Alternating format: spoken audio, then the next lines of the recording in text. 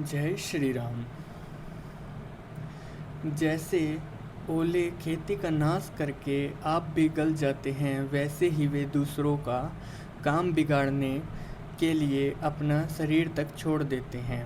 मैं दुष्टों को हजार मुख वाले शेष जी के समान समझकर प्रणाम करता हूँ, जो पराये दोषों का हजार मुखों से बड़े रोष के साथ वर्णन करते हैं।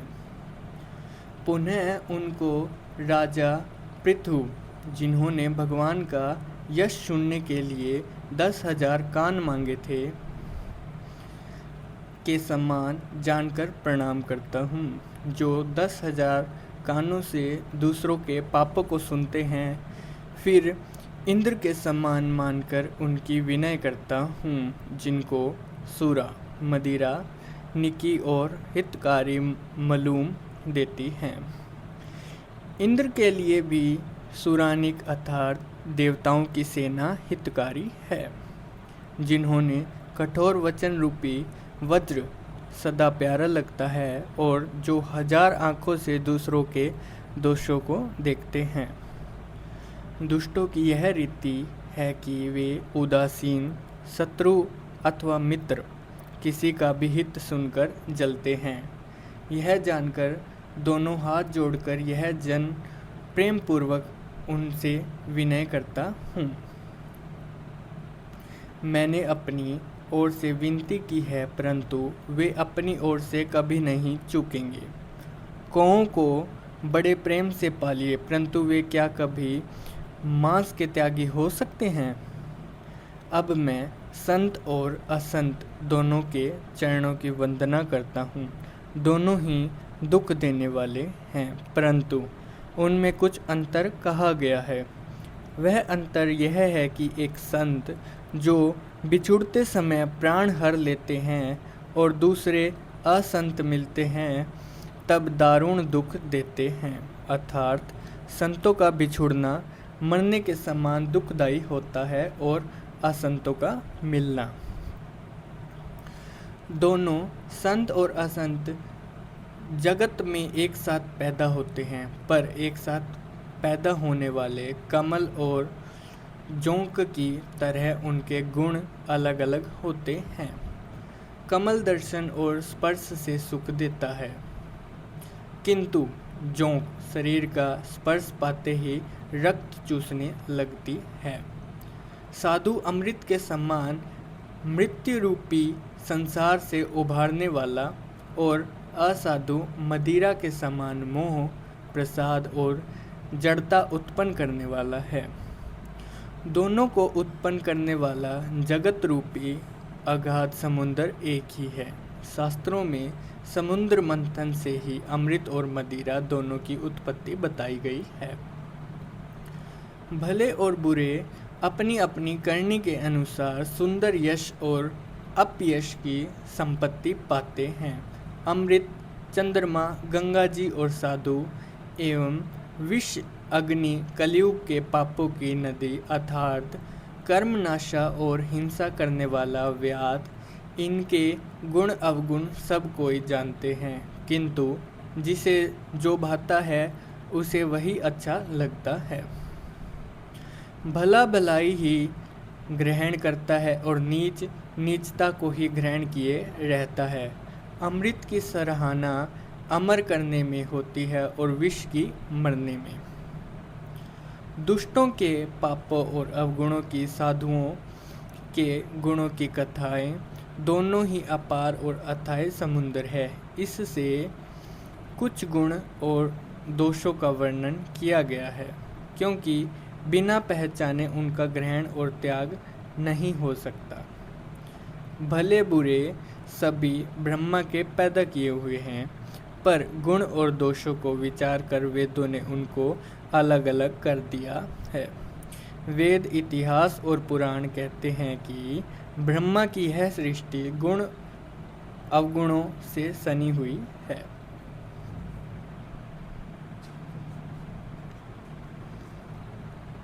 दुख सुख, पाप पुण्य, दिन रात, साधु असाधु, सुजाति कुजाति, दानव देवता, ऊंच नीच, अमृत विष, सुजीवनी सुंदर जीवन, मृत्यु माया ब्रह्मा जीव ईश्वर, संपत्ति दरिद्रता, रंक राजा, काशी मगध, गंगा कर्मनाशा, मारवाड़ मालवा, ब्राह्मण कसाई, स्वर्ग नरक, अनुराग वैराग्य, ये सभी पदार्थ ब्रह्मा की सृष्टि में हैं।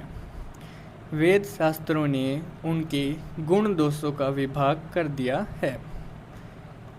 विधाता ने इस जड़ चेतन विश्व को गुण दोष में रचा है, किंतु संत रूपी हंस दोष रूपी जल को छोड़कर गुण रूपी दूध को ही ग्रहण करते हैं। विधाता जब इस प्रकार का हंस का सा विवेक देते हैं, तब दोषों को छोड़कर मन गुणों में अनुरुक्त होता है। काल स्वभाव और कर्म की प्रबलता से भले लोग साधु की माया के वश में होकर कभी कभी भलाई से चूक जाते हैं। भगवान के भक्त जैसे उस चूक को सुधार लेते हैं और दुख दोषों को मिटाकर निर्मल यश देते हैं, वैसे ही दुष्ट भी कभी कभी उत्तम संग पाकर भलाई करते हैं, परंतु उनका कभी भंग न होने वाला मलिन स्वभाव नहीं मिटता। जो वेशधारी ठग है, उन्हें भी अच्छा साधु का सा वेश बनाए देखकर वेश के प्रताप से जगत पूजता है, परंतु एक न एक दिन वे चोड़े आ ही जाती हैं। अनंत तक उनका कपट नहीं निभता, जैसे कालनेमी रावण और राहु का हाल हुआ। बुरा वेश बना लेने पर भी साधु का सम्मान ही होता है, जैसे जगत में जामवान और हनुमान जी का हुआ। बुरे संग से हानि और अच्छे संग से लाभ होता है, यह बात लोक और वेद में और सभी लोग इसे जानते हैं। पवन के संग से धूल आकाश पर चढ़ जाती है और वही नीचे की और बहने वाले जल के संग से कीचड़ में मिल जाती है। साधु के घर के तोता मैना राम राम सुमिरते हैं और असाधु के घर के तोता मैना गिन गिन कर गालियाँ देते हैं। कुसंग के कारण धुआं कालिक कहलाता है, वही धुआं सुसंग से सुंदर स्याही होकर पुराण खिलने के काम में आता है, और वही धुआं जल अग्नि और पवन के संग से बादल होकर जगत को जीवन देने वाला बन जाता है। ग्रह, औषधि, जल, वायु और वस्त्र, ये सब भी कुसंग और सुसंग पाकर संसार में बुरे और भले पदार्थ हो जाते हैं। चतुर एवं विचारशील पुरुष ही इस बात को जान पाते हैं। महीने के दोनों पखवाड़ों में उजियाला और अंधेरा समान ही रहता है, परंतु विधाता ने इनके नाम में भेद कर दिया है। एक का नाम शुक्ल, दूसरे का नाम कृष्ण रख दिया। एक को चंद्रमा का बढ़ाने वाला और दूसरे को उसका घटाने वाला समझकर जगत ने इसको एक को सुयश और दूसरे को अपयश दे दिया। जगत में जितने जड़ और चेतन जीव हैं, सबको राममय जानकर मैं उन सबके चरण कमलों की सदा दोनों हाथ जोड़कर वंदना करता हूँ।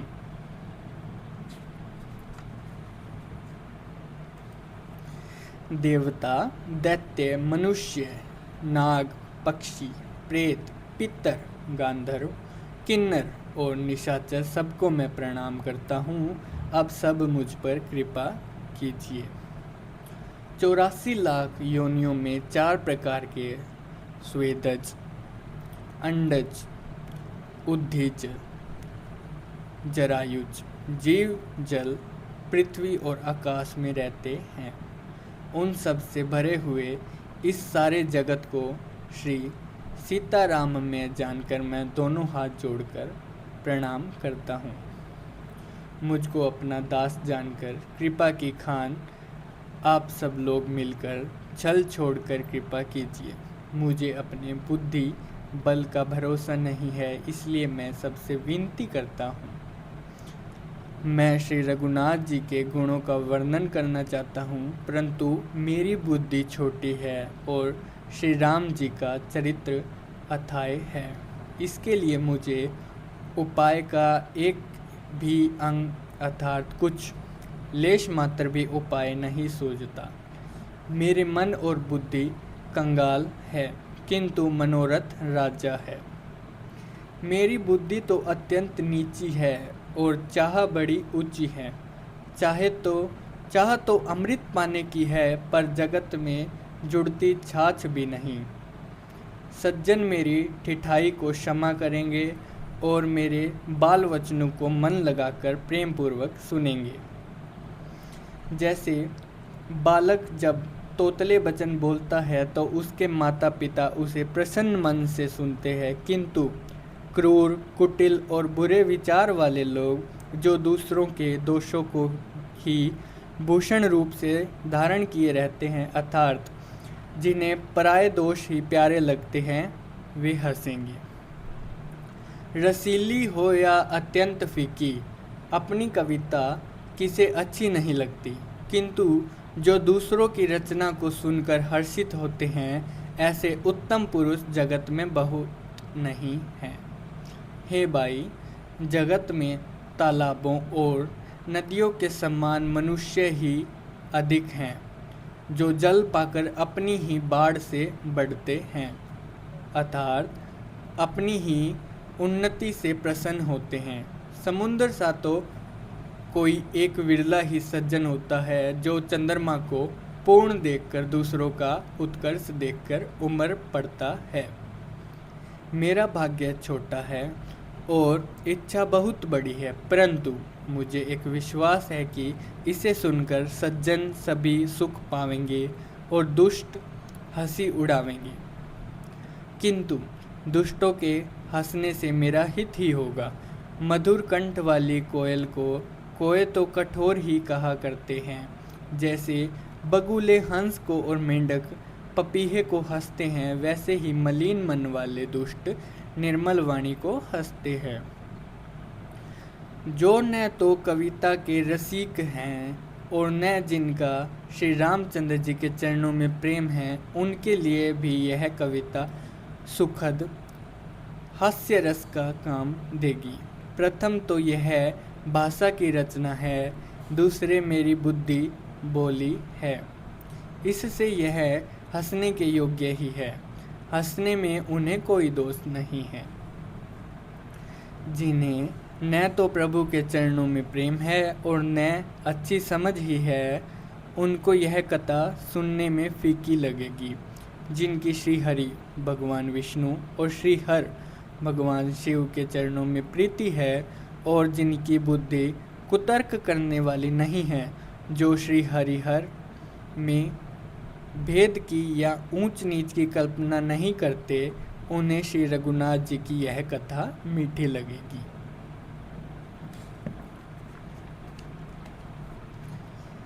सज्जन गण इस कथा को अपने जिम्मे श्री राम जी की भक्ति से भूषित जानकर सुंदर वाणी से सराहना करते हुए सुनेंगे।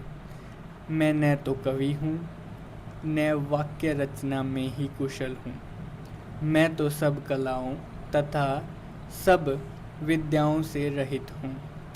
नाना प्रकार के अक्षर, अर्थ और अलंकार, अनेक प्रकार की छंद रचना, भावों और रसों के अपार भेद और कविता के भांति भांति के गुण दोष होते हैं।